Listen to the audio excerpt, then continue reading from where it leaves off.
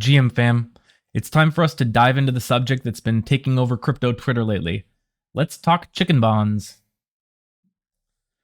We were a little afraid to dig into it because it seemed a bit more complex than it actually is, and we hope that this very simple primer is able to get more people excited, or at least understanding the basics of chicken bonds and interested in joining in, because right now it's just the early adopters who are getting this yield, and this yield has been pretty substantial.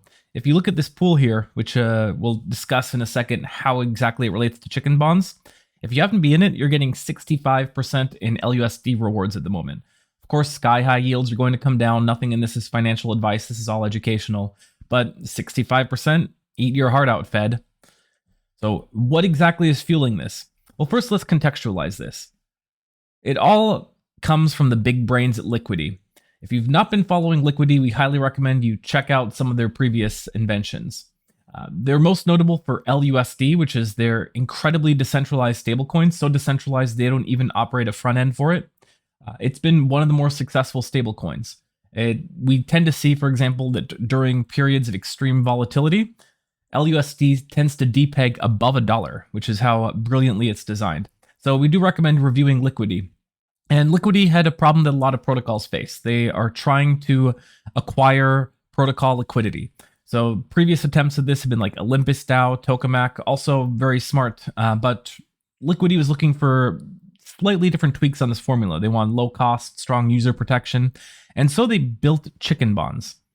Where this is kind of cool is that this is being released completely to the public. So other protocols that have this need can basically fork chicken bonds in the same way we saw a bunch of Olympus forks previously. And we might well expect that given the success they've seen, we're going to see a lot more protocols utilizing this chicken bonds formula to bootstrap their own liquidity.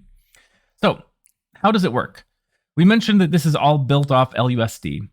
If you are familiar with the mechanics of the LUSD dollar coin, they have this stability pool, which you can deposit LUSD into and earn yield. And here's a chart of the LUSD yield that it's been getting recently. And you'll notice that during periods of high volatility, like, here's the May crash, some of the other crashes that happened in July, the stability pool APR spikes. It's currently sitting at a bit of a low, which is still 5%, so still comparable to what you might get from treasury bonds, for example.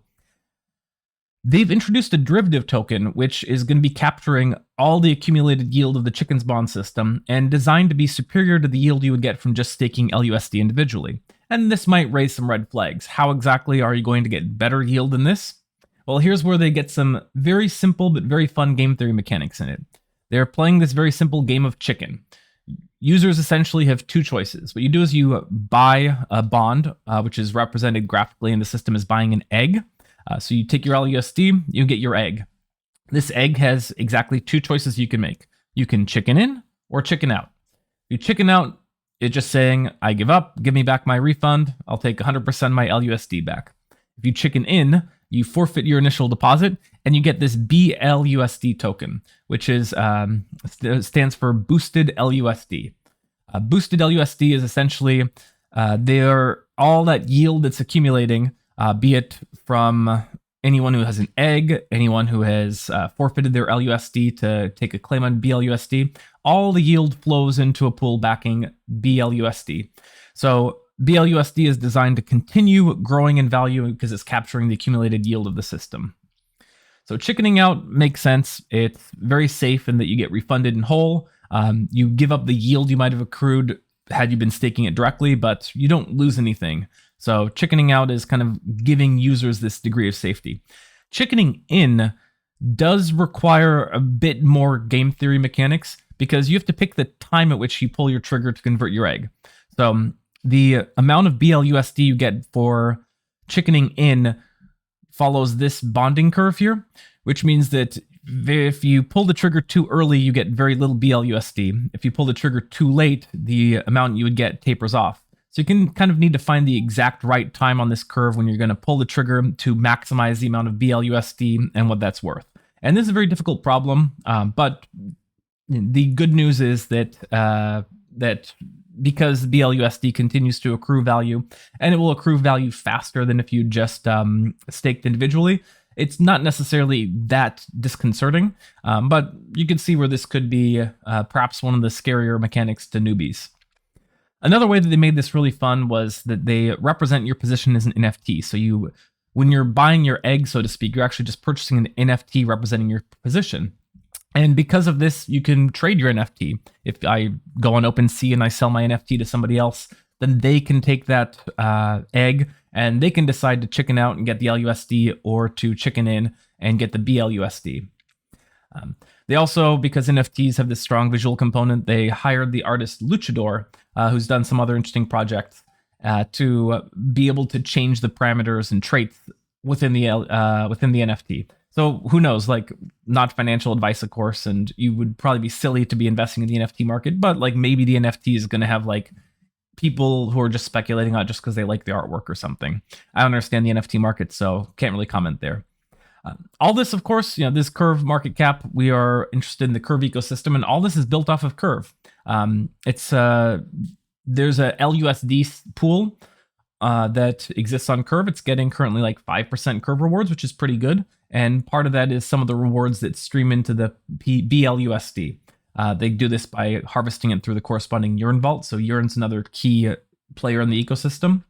But another key piece of the architecture is that to give liquidity for BLUSD, they've created a V2 BLUSD LUSD curve pool.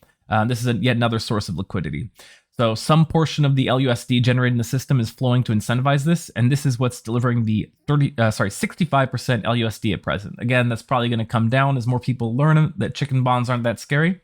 The V2 pool is also pricing in a 30% premium on the value of BLUSD. So take that as a data point for what speculators think it might be worth. Here is Wunderkind Barry Fried writing a great thread on the subject. Token Bryce, another genius who joined the Liquity team, also has posted this for Curve governance to vote on perhaps incentivizing the pool, which means in addition to the LUSD rewards, you might also get Curve governance rewards. So pretty exciting stuff. Our good colleague DeFi Moon weighing in on this. Notice like it's all the big brains on crypto Twitter that are super excited by this. Maybe these big brains know something. I don't know. Of course, there's a bunch of risks, like Sifu owns 18%. Maybe that's a risk. Who knows? There's some of the risks pointed out in the documentation. None of this is financial advice. We haven't heard from crypto risks team on the subject yet. So, of course, take this with a grain of salt. But we link a bunch of other resources, and we definitely highly recommend the white paper. It's like 25 pages, but it's mostly very accessible. They do get into some heavy calculus, which may not be everyone's cup of tea, but here you can see, like, for example, the accrual curve. Here you can see like just some of the basic mechanics of chickening in, chickening out, and then it dives into the math. And you don't necessarily need to understand the math, but as I mentioned, very, very big brains doing this. So documentation also very readable. It's not as scary as you might think once you kind of get into the rules of the game. So we'd be interested. We probably maybe like mistalked. It's still early in the morning here. So if we made any mistakes, please do issue some corrections for us in the comments. Or if you're using chicken bonds, we'd like to hear your thoughts on it. So drop that in the comments. As always, share, subscribe, like, all that great social media stuff to make this channel take off. Thanks for bearing with me for a few days while I was working on the mic, and a big thanks to the greatest of all time, Patrick Collins, for helping me get the mic set up through recommendations for who could help with the audio engineering. If there's any audio issues, let us know. But now that we have our mic going, some of the fun things we can do is tomorrow we're going to do a live stream where all of you can join through our Discord. So the link is in the comments. Hope to see you there. And as always, stay safe out there, friends.